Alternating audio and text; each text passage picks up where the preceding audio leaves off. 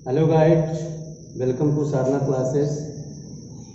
कक्षा class 12 biology के पहले वीडियो में हम आपको बताए थे अलैंगिक जनन के बारे में। आज हम क्लास 12 बायोलॉजी के फर्स्ट चैप्टर जीव के जनन में लैंगिक जनन के बारे में अध्ययन करेंगे कि लैंगिक जनन क्या होता है। जैसा कि अलैंगिक जनन के बारे में आपको हम क्या बताए कि उसमें एक स्ट्रेन होते हैं, चाहे वो नर युग्मक हो चाहे मादा युग्मक हो। किंतु लैंगिक जनन में ऐसा नहीं है। लैंगिक जनन में 2 स्ट्रेन होते हैं। कितने स्ट्रेन होते हैं? 2 स्ट्रेन होते हैं। यहाँ स्ट्रेन कहा जाए या गैमेट कहा जाए, बात देखिए। यहाँ युग्मक की बात की जाती है, युग्मक। तो लैंगिक जनन में दोनों युग्मक होते हैं, नर युग्मक एवं मादा युग्मक। तो आइए हम एक ग्राफ के अकॉर्डिंग आपको लैंगिक जनन के बारे में बताते हैं। जैसे कोई एडल्ट्स है, एडल्ट्स का मतलब वयस्क हो जाता है, चाहे वो नर हो चाहे मादा हो। कहने का मतलब कि जो परिपक्व होकर जनन के योग्य हो जाते हैं उनको हम लोग एडल्ट बोलते हैं। यानी पावर्टी स्टेज में जब नर युग्मक और मादा युग्मक पहुंच जाते हैं तो उनको हम लोग एडल्ट्स की संज्ञा देते हैं। तो एडल्ट्स को हम 2 भागों में बांट रहे हैं, क्योंकि इसमें 2 स्ट्रेन होते हैं। लैंगिक जनन में 2 स्ट्रेन होते हैं। 2 स्ट्रेन होने के कारण इसमें नर युग्मक और मादा युग्मक दोनों अलग अलग दर्शाना पड़ेगा। तो इधर हो जाता है मेल गैमेट,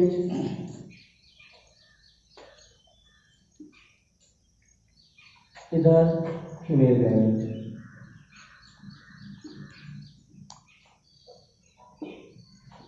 इसको हम लोग हिंदी में कह सकते हैं नर युग्मक, में कह सकते हैं मादा युग्मक, मादा युग्मक।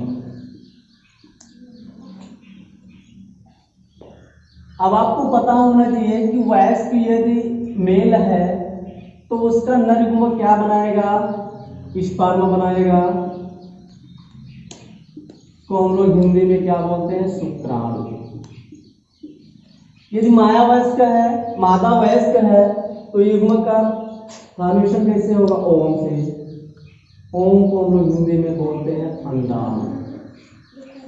अब दोनों युग्मक, नर युग्मक शुक्राणु का निर्माण कर रहा है, मादा युग्मक अंडाणु का निर्माण कर रहा है। अब आपको एक कंडीशन इसमें हम बता दे रहे हैं कि निषेचन से पूर्व इसमें होता है अर्धसूत्री विभाजन। कारण क्या है? आपको बताया गया था कि अलैंगिक जनन द्वारा उत्पन्न संतानों को हम लोग क्लोन कहते हैं। क्लोन एक शब्द आया था अलैंगिक जनन में। क्लोन का अर्थ क्या हो जाता है कि जिस प्रकार के उनके पेरेंट्स पीढ़ी होती है, माता पिता की पीढ़ी होती है, उसी समान उनके संतति की भी पीढ़ी होती है। शारीरिक संरचना में भी और अनुवांशिक रूप से एक समान होने के कारण उनको क्लोन की संज्ञा दिया जाता है। लेकिन लैंगिक जनन में ऐसा नहीं है। लैंगिक जनन में ऐसा क्यों नहीं होता है कि इसमें दोनों युग्मक होते हैं। दोनों युग्मक में निषेचन से पूर्व गुणसूत्रों का बंटवारा हो जाता है। आधा गुणसूत्र नर से आते हैं तो आधा गुणसूत्र मादा से आते हैं। इसमें कंडीशंस क्या हो गया? मियोसिस की क्रिया हुई, अर्धसूत्री विभाजन की क्रिया हुई, मियोसिस डिवीजन। मियोसिस डिवीजन को हम लोग हिंदी में अर्धसूत्री विभाजन बोलते हैं। अर्धसूत्री विभाजन। लैंगिक जनन में आपको युग्मक कैसे मिलेंगे? द्विगुणित मिलेंगे, 2n में रहेंगे, चाहे नर हो चाहे मादा हो। Number of chromosomes is the 2 is known as diploid or द्विगुणित। तो युग्मक इसमें कैसे हो जाएंगे? द्विगुणित हो जाएंगे। द्विगुणित को हम लोग 2n से भी व्यक्त करते हैं, 2n से भी हम लोग द्विगुणित को व्यक्त करते हैं। और आपको पता होना चाहिए जब हम ह्यूमन बींग्स की बात करते हैं, मानव की बात करते हैं, तो मानव में होता है 46 गुणसूत्र। 46 गुणसूत्र। 46 गुणसूत्र मादा में भी होता है, 46 गुणसूत्र नर में भी होता है। यही कंडीशन होते हैं। और द्विगुणित की बात करते हैं तो इसमें डीएनए अलग हो जाएगा, इसमें डीएनए अलग हो। जैसे कि हम आपको बता रहे हैं, मादा में अलग डीएनए हो गया, नर में अलग डीएनए हो गया।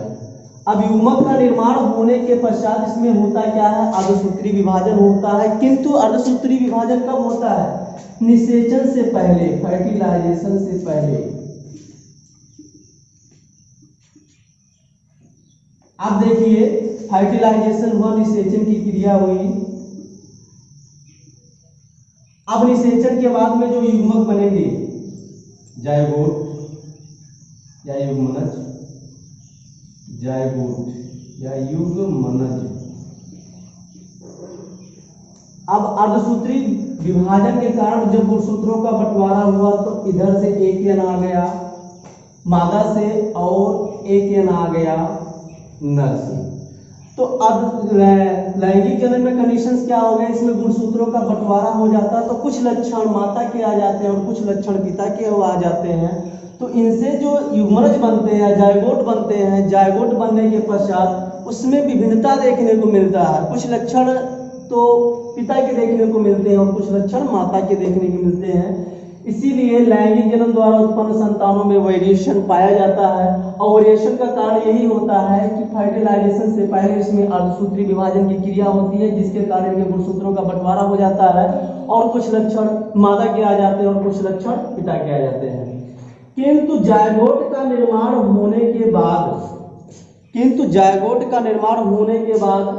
अब इसमें क्या ऐसा डिवीजन होता है इसके बारे में। अभी आपने निषेचन से पहले क्या देखा, अर्धसूत्री विभाजन होता है, किंतु जैसे ही युग्मनज बन जाता है भ्रूणीय परिवर्धन में, युग्मनज का फॉर्मेशन होने के बाद में क्या होगा, एम्ब्रियो डेवलपमेंट होगा।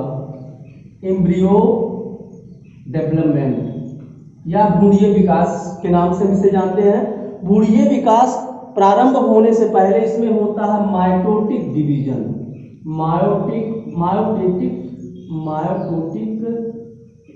डिवीजन, जिसको हम लोग बोलते हैं समसूत्री विभाजन। थोड़ा सा हम डिस्क्राइब कर देते हैं अर्धसूत्री विभाजन में और समसूत्री विभाजन में कि अर्धसूत्री विभाजन क्या होता है और समसूत्री विभाजन क्या होता है। जब कोई युग्मक अर्धसूत्री विभाजन करता है तो उसमें गुणसूत्रों की संख्या आधी हो जाती है। किंतु जब कोई जीव समसूत्री विभाजन के दौरान नए संतति को जन्म देता है, नए कोशिकाओं को जन्म देता है, तो उसमें गुणसूत्रों की संख्या एकदम समान होती है और समान होने के कारण जिस प्रकार के संतत रहेंगे, जिस प्रकार के सेल्स रहेंगे, उसी प्रकार के नए सेल्स का फॉर्मेशन होता रहता है। और कारण क्या है, माइटोटिक डिवीजन क्यों होता है, जब युग्मनज का निर्माण हो जाता है, जायगोट का निर्माण हो जाता है, तो उस समय केवल भ्रूण विकसित होकर नवजात शिशु में कन्वर्ट होता है या नवजात जीव में परिवर्तित होता है। तो नवजात जीवों की शारीरिक वृद्धि है तो समसूत्री विभाजन की आवश्यकता होती है। तो अर्धसूत्री विभाजन के पहले की जो हमारी घटनाएं हुई वो क्या हुई, अर्धसूत्री विभाजन। लेकिन निषेचन संपन्न होने के बाद जब युग्मनज का निर्माण हो जाता है तो भ्रूणीय परिवर्धन में या भ्रूणीय विकास में भी पुनः क्या होता है, समसूत्री विभाजन होता है, जिसके दौरान भ्रूणीय विकास करके या भ्रूण विकास करके नए जीव में परिवर्तित हो जाते हैं। अब आपको लैंगिक जनन के बारे में तो स्पष्ट रूप से जानकारी हो गया होगा। अब इसकी हम विशेषताएं के बारे में कुछ बता रहे हैं कि क्या विशेषता पाई जाती है लैंगिक जनन की। 3-4 विशेषताएं हैं, इसको आप जान लीजिए सामान्य रूप से लैंगिक जनन की विशेषता क्या है। तो आइए हम लोग जानते हैं लैंगिक जनन की विशेषता के बारे में। लैंगिक जनन की विशेषताएं,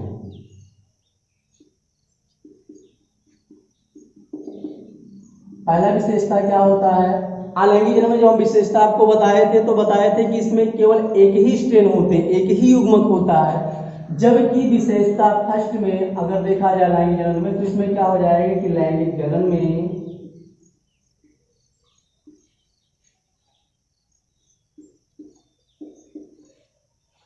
दोनों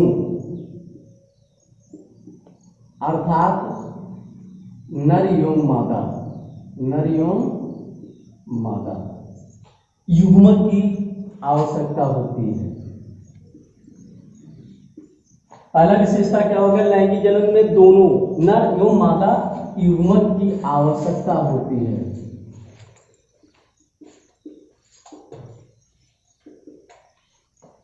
दूसरा क्या हो जाएगा,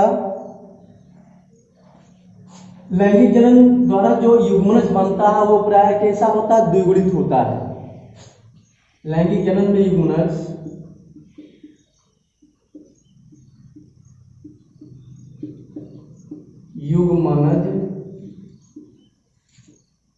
लैंगिक जनन में युग्मनज द्विगुणित 2n, या इसको हम लोग डिप्लॉयड बोलेंगे इंग्लिश में डिप्लॉयड, या हिंदी में इसको हम लोग बोलेंगे द्विगुणित होते हैं। अब लैंगिक जनन में युग्मनज द्विगुणित होते हैं कारण क्या, अभी हम आपको क्या बताए थे कि मेल भी 2n में होता है और फीमेल भी 2n में होता है, किंतु अर्धसूत्री विभाजन जब होता है तो ये इधर से n आ जाता है और इधर से n आ जाता है और फर्टिलाइजेशन की क्रिया होती है और जो जाइगोट बनता है वो 2n में ही होता है। तो लैंगिक जनन का दूसरी विशेषता क्या हो गई कि लैंगिक जनन में युग्मनज कैसे होते हैं, द्विगुणित होते हैं। थर्ड में क्या है, थर्ड विशेषता क्या हो जाएगी, लैंगिक जनन में सदैव निषेचन से पहले अर्धसूत्री विभाजन होता है। लैंगिक जनन में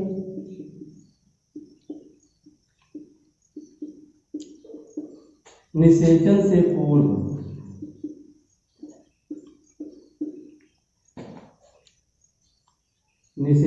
पूर्व अर्धसूत्री विभाजन होता है। अर्धसूत्री विभाजन होता है, किंतु निषेचन के बाद अभी हम आपको क्या बताएं, समसूत्री विभाजन होता है युग्मनज में भ्रूणीय परिवर्धन के समय। चौथा क्या हो गया, युग्मनज के विकास के समय या युग्मनज के विकास में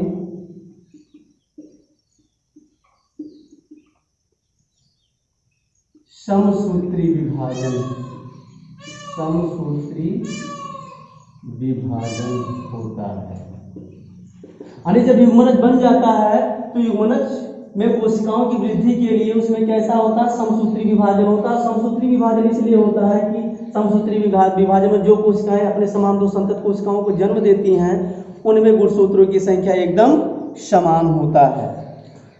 पांचवा विशेषता क्या है इसका, लैंगिक जनन का, कि लैंगिक जनन द्वारा उत्पन्न संतानें माता पिता के समान शारीरिक संरचना में तो होते हैं। पांचवा विशेषता क्या है, लैंगिक जनन द्वारा उत्पन्न संतानें जो पाई जाती हैं या जो संतति होते हैं उसमें कुछ ना कुछ वेरिएशन पाया जाता है। पूर्ण रूपेण ना ही माता का जाता है और ना ही पूर्ण रूपेण पिता का जाता है। तो हम क्या कह सकते हैं, लैंगिक जनन द्वारा उत्पन्न संतानें आनुवांशिक एवं शारीरिक रूप से भिन्न होते हैं। लैंगिक जनन द्वारा उत्पन्न संतानें, लैंगिक जनन द्वारा उत्पन्न संतानें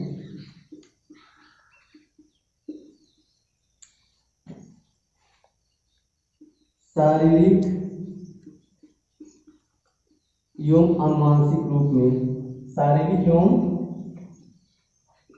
आनुवांशिक रूप में भिन्न होते हैं।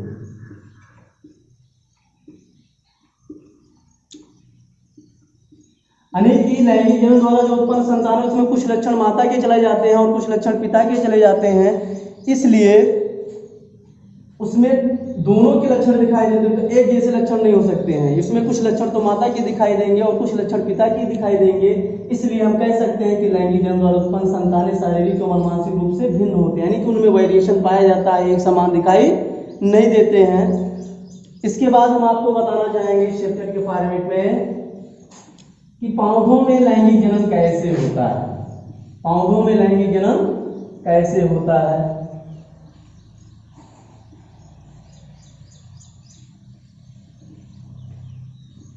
पौधों में लैंगिक जनन,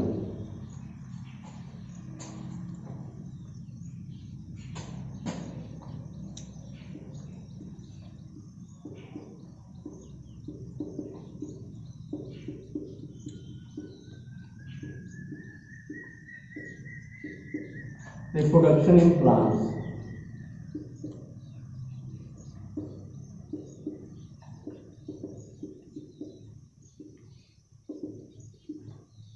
पौधों में लैंगिक जनन से पहले हम आपको बताना चाहेंगे कि पौधे दो प्रकार के होते हैं। पौधे कितने प्रकार के होते हैं, दो प्रकार के होते हैं। पौधों के प्रकार, पौधों के प्रकार। पौधे मुख्य रूप से दूसरे कितने प्रकार के होते हैं? 2 प्रकार के होते हैं। दोनों प्रकार का वर्णन हम आपको कर दे रहे हैं। कुछ पौधे ऐसे होते हैं, नाम की दृष्टि से पहले हम आपको समझा दे रहे हैं, कुछ पौधे ऐसे होते हैं जिसको हम लोग मोनोकार्पिक की संज्ञा देते हैं। मोनोकार्पिक, मोनोकार्प साइंस की भाषा में एक माना जाता है। मोनोकार्पिक प्लांट्स, या इसको हम लोग बोलेंगे वार्षिक पौधे। वार्षिक पौधे यानी कि ऐसे पौधे जो अपने जीवन काल में, ऐसे पौधे जो अपने जीवन काल में केवल एक बार ही फल या बीज का निर्माण करते हैं, उन्हें हम लोग मोनोकार्पिक प्लांट्स कहते हैं या वार्षिक पौधे कहते हैं। उन्हें हम लोग क्या बोलते हैं? मोनोकार्पिक या वार्षिक पौधे कहते हैं। दूसरा हमारा क्या हो जाएगा? पॉलीकार्पिक, बहुवार्षिक पौधे। पॉलीकार्पिक प्लांट्स, पॉलीकार्पिक प्लांट्स कहा जाए, हिंदी में इसको हम लोग बोलेंगे बहुवार्षिक, बहुवार्षिक पौधे। ऐसे पौधे जो अपने जीवन काल में, ध्यान दीजिए, ऐसे पौधे जो अपने जीवन काल में कई बार बीज और फल का निर्माण करते हैं। ऐसे पौधे जो अपने जीवन काल में कई बार बीज और फल का निर्माण करते हैं, उन्हें हम लोग बहुवार्षिक पौधे की संज्ञा देते हैं। अब हम वार्षिक पौधे में, जैसे अगर एग्जाम्पल देते हैं, वह पौधे जो जीवन अपने जीवन काल में, ध्यान दीजिएगा, मोनोकार्पिक पौधे का डेफिनेशन देने जा रहे हैं। वह पौधे जो अपने जीवन काल में सिर्फ एक बार ही बीज का निर्माण करते हैं, उन्हें हम लोग वार्षिक पौधे कहते हैं। जैसे सरसों, धान, गेहूं, बाजरा, मक्का आदि। इसमें अभी हम आपको क्या बताए थे कि वह पौधे जो अपने जीवन काल में अनेकों बार या कई बार बीज और फल का निर्माण करते हैं, उन्हें हम लोग बहुवार्षिक पौधे कहते हैं। जैसे आम, नींबू, संतरा, सेब, इसमें केला भी आ जाएगा। और केला के अतिरिक्त बांस देखे होंगे, बांस आदि। केला और बांस भी एक ऐसा पौधा होता है कि जो अपने जीवन काल में सिर्फ एक बार ही फल और बीज का निर्माण करता है, तो ये भी वार्षिक पौधे के अंतर्गत आ गए। जैसे सरसों हमारा हो गया, धान हो गया, गेहूं हो गया, बाजरा हो गया, मक्का हो गया, केला हो गया, बांस हो गया। अब बांस भले ही 50 वर्ष तक रहे, लेकिन जब उसमें बीज का निर्माण हो जाएगा, फल का निर्माण हो जाएगा, तब उसकी लाइफ समाप्त हो जाती है। वही कंडीशन केला में होता है कि एक बार जब फल का निर्माण हो जाता है, तो दोबारा उसका पौधा डिस्ट्रॉय हो जाता है, नष्ट हो जाता है, दोबारा वो जनन करके नया पौधा या नया बीज नहीं बना सकता है। तो पौधों में लैंगिक जनन के प्रकार में हम आपको क्या बताएं? पौधे के प्रकार, सबसे पहले वार्षिक पौधे और बहुवार्षिक पौधे। वार्षिक पौधे अपने जीवन काल में केवल एक बार ही फल या बीज का निर्माण करते हैं, जबकि बहुवार्षिक पौधे अपने जीवन काल में कई बार, अनेकों बार फल और बीज का निर्माण करते हैं। अगला टॉपिक हम आपको बता रहे हैं जंतुओं में लैंगिक जनन। अभी आपको फॉर्मेटे ही तो समझना है, तो अगला टॉपिक आपका है जंतुओं में लैंगिक जनन। अब जंतु में हमारे कभी आ जाएंगे, बंदर आ जाएंगे, गाय, भैंस, कुत्ता, बिल्ली भी आ जाएंगे। प्राइमेट्स की बात करते हैं तो प्राइमेट्स में बंदर, कभी और मानव, ये 3 आते हैं प्राइमेट्स में। इसके अतिरिक्त भी हमारे कुल कुछ टर्टाइल हैं, कुछ स्तनधारी ऐसे हैं जो जलीय हैं, स्थलीय भी हैं, और कुछ जीव ऐसे भी हैं जो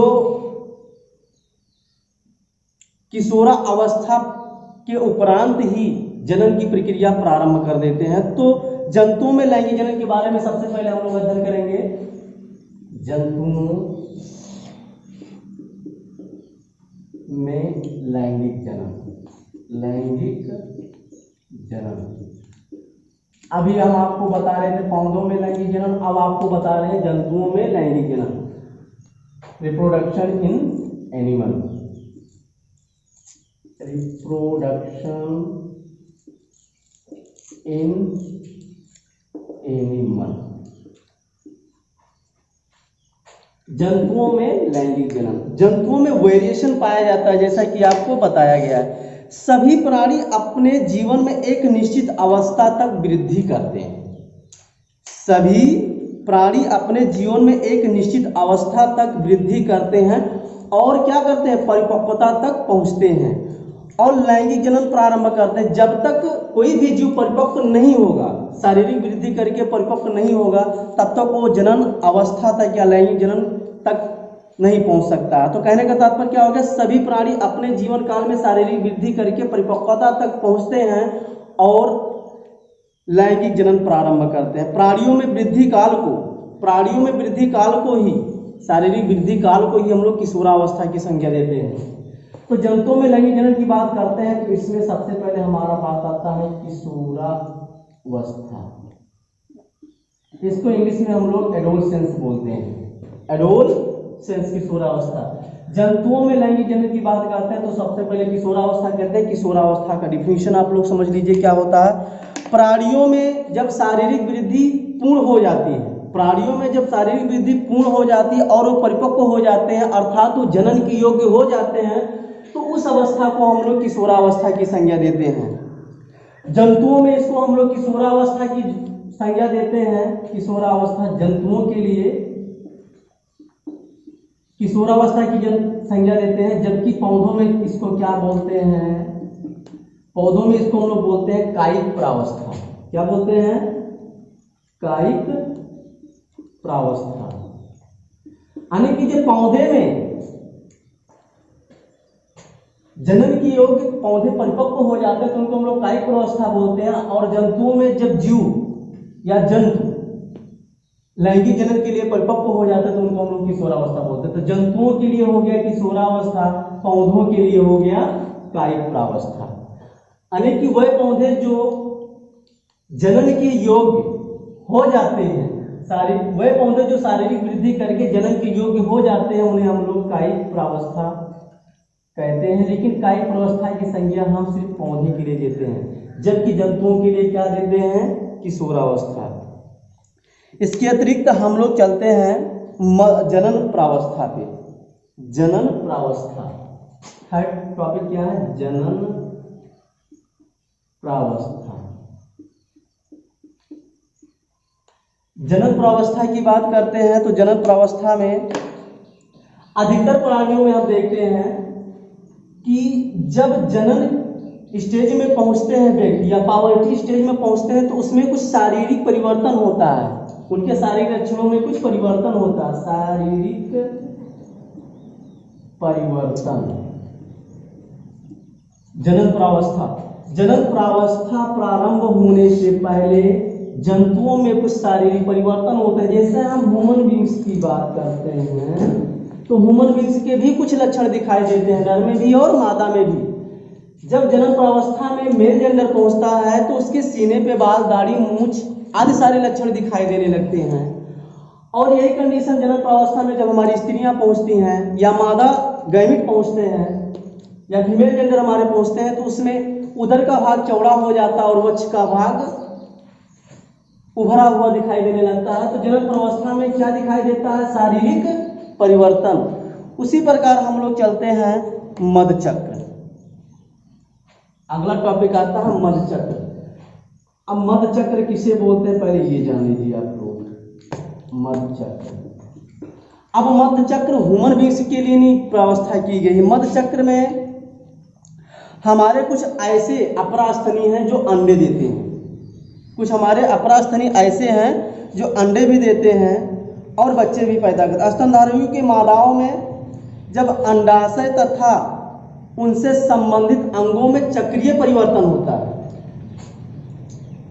ध्यान से सुनिएगा, अपरास्थनी, अपनास्थनी का मतलब क्या होता है कि जो मादा अपने गर्भाशय में प्लेसेंटा का निर्माण करके पोषण की व्यवस्था अपने बच्चों के लिए करता है, उसको हम लोग अपरास्थनी बोलते हैं। तो कुछ अपरास्थनी जब अंडाशय में अंडाणु बनना प्रारंभ करते हैं, जब अंडाशय में अंडाणु बनना प्रारंभ करते हैं तो हम ये मानव की बात नहीं कर रहे, मानव में इसको हम लोग मधचक्र ना बोल के अवतार चक्र बोलेंगे। हम जंतुओं की बात करते हैं, गाय, भैंस, कुत्ता, बिल्ली, मधुचक्र किसमें पाया जाता है, ये चीज हम आपको बता रहे हैं कि कुछ अपरास्थनी ऐसे हैं जैसे गाय, भैंस, कुत्ता, बिल्ली, छिपकली आदि, ये सारी चीजें जो होते हैं इनमें क्या होता है, मधुचक्र पाया जाता है। हुमन बीस की बात करते हैं या कप की बात करते हैं, बंदर की बात करते हैं, तो उनमें अर्ताव चक्र होता है, जैसा कि अभी हम आपको बताएंगे आगे। तो मधुचक्र की कंडीशन किसमें होगा, अपरास्थनी, अस्थनी, अपरास्थनी में जैसे जो उच्च कोटि के अस्थनी है, जैसे गाय, भैंस, कुत्ता, बिल्ली, गाय, भैंस, हिरण, हाथी, कुत्ता, बिल्ली आदि। तो इसमें जो मादाएं होती हैं, गाय, भैंस, हिरण, हाथी, कुत्ता, बिल्ली, इसमें जब मधुचक्र प्रारंभ होता है तो वो क्या होते हैं, जनन के योग्य हो जाते हैं, जो वो जनन करने योग्य हो जाते हैं। जब अपरास्थनी में मादाएं अंडाशय में अंडाणु का निर्माण करना प्रारंभ कर देती हैं तो वो प्रक्रिया क्या कहलाता है, मधुचक्र कहलाता है। लेकिन मधुचक्र हम किसके लिए बोल रहे हैं, अपरास्थनी, जो उच्च कोटि के स्तनधारी हैं, जैसे गाय, भैंस, हिरण, हाथी, कुत्ता, बिल्ली, इनकी बात करते हैं, इनमें मधुचक्र की क्रिया पाई जाती है। अगला हम चलते हैं प्राइमेट्स, अर्ताव चक्र की बात। अभी आपको मधुचक्र बताया गया, मधुचक्र किसमें पाया गया, गाय, भैंस, हिरण, हाथी, कुत्ता, बिल्ली में। और जब तक इन जंतुओं में जब तक मधुचक्र प्रारंभ नहीं होगा तब तक ये जनन के योग्य नहीं होंगी और अपने समान नए संतति को उत्पन्न नहीं कर पाएगी। अगला टॉपिक हम लोग चलते हैं अर्ताव चक्र पे।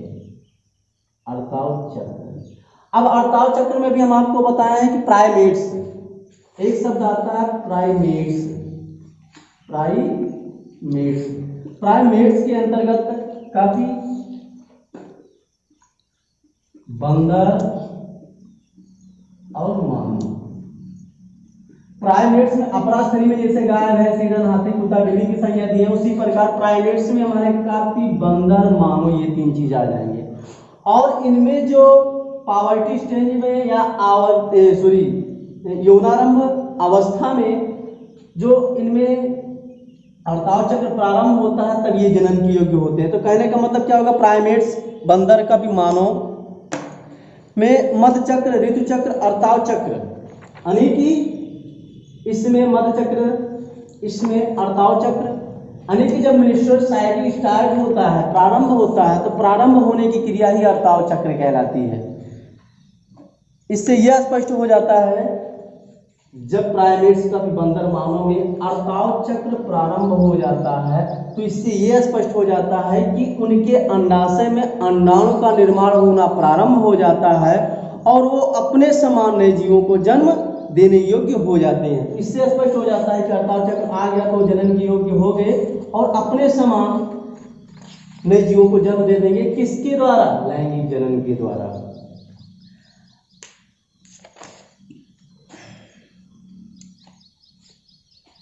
इस वीडियो में आपको हम इतना ही बताएंगे और पुष्पी पौधों में लैंगिक जनन के बारे में अगले वीडियो में आपको बताया जाएगा। उसी प्रकार जैसे ही पुष्पी पौधों में लैंगिक जनन समाप्त होगा फिर जंतुओं में लैंगिक जनन बताया जाएगा। आज के लिए इतना ही। थैंक्स।